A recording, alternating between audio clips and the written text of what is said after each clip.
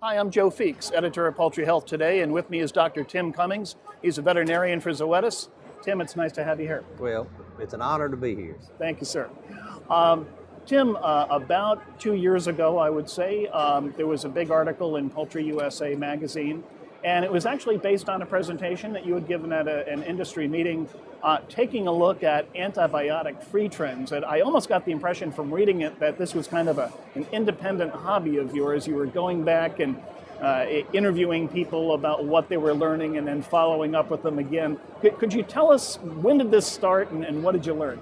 Well, probably about 5 or 6 years ago, I did an informal survey when the antibiotic-free production was really starting to kick in with certain companies. And I just called up some of my colleagues and saying, hey, what are you doing? What's working for you? What's not working for you? What have you learned? And I got some really good, interesting answers that varied quite a bit. And what did you learn? Well, there were some practices, management practices, that were fairly consistent across companies, and then there was a lot of variation as well. And some companies had a little bit better results, positive performance, while other companies just got hammered initially. And then I followed up a couple years ago with the same individuals, same companies, and asked them the same questions to see, okay, have things changed? What else have you learned further? So that was kind of the basis of the survey. Now, some of the things I recall almost seemed common sense, trying to reduce moisture, increase ventilation, lower stocking density, and so forth. Were there any surprising things that you heard as far as what might be working in these operations to keep disease pressure down?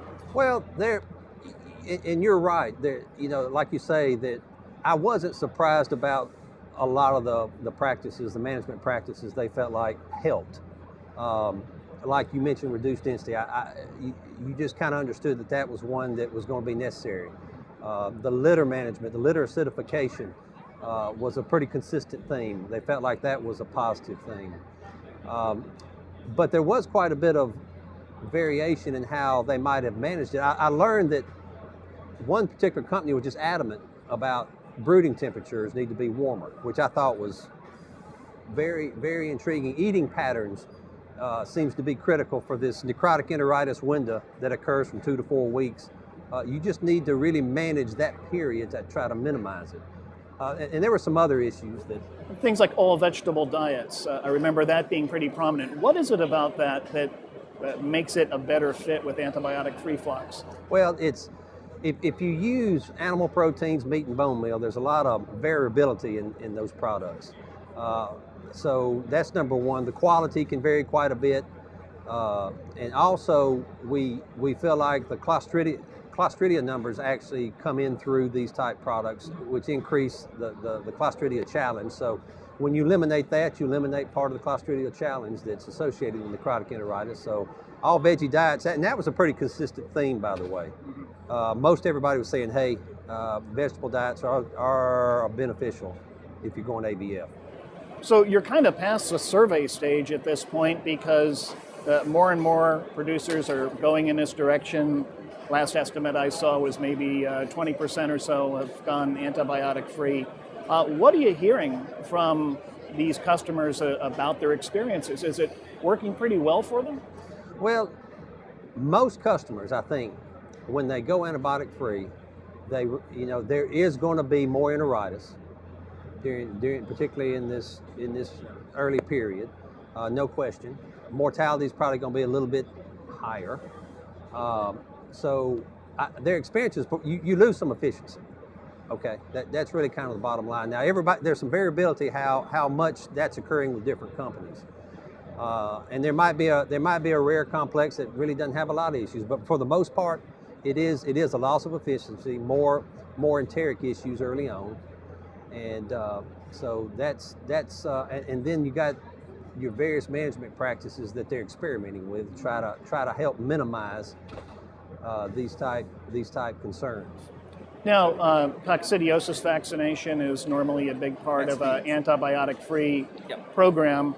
And I know that, maybe 2 years ago, sales of coccidiosis vaccines industry-wide were going into the basement. I mean, they were really falling off quickly, but then last year they spiked quite a bit. What do you attribute that to? Well, it's a lot of it is because of this movement towards antibiotic-free type programs. So cocci vaccine usage, we're going to have to make them work, particularly in ABF type programs, because all you've got are cocci vaccines and the chemical anticoccidials, because the ionophores are considered an antibiotic. So and it presents its challenges when it limits the ABF program to some of the tools that we have. And making it work, or Yes. a couple of words you just used there. And that's always been a big challenge with coccidiosis vaccines, because they show that in a laboratory, they can work great, but then you get them out into the field, you don't always get the vaccine uptake that you want. Are we learning to use these vaccines better, and that's why we're seeing this increase in usage? Well, I think the primary driver has been, again, the ABF requirement. You're just going to be limited to the vaccines or the chemicals, and we have been learning a little bit maybe about how the application. We tried gel a lot this past year, gel application, which I think helped move the bar up a little bit, but it didn't eliminate the necrotic enteritis, so it's still with us, and we've still got some things to learn. But maybe some of these other management issues are going to help mitigate some of this, and we're going to learn over time. I'm confident we are going to learn over time. Now, will we ever get to where we are with conventional performance? I'm not sure about that at this point in stage. Now, of course, going antibiotic-free doesn't necessarily mean going antimicrobial-free. Yes. You can still use Yes. these synthetic anticoccidials in Yes. these programs, yet it still gives you a smaller tool chest to Yes. work with. What have your customers been experiencing, using just the synthetic anticoccidials and the vaccine? Is that enough to get the job done?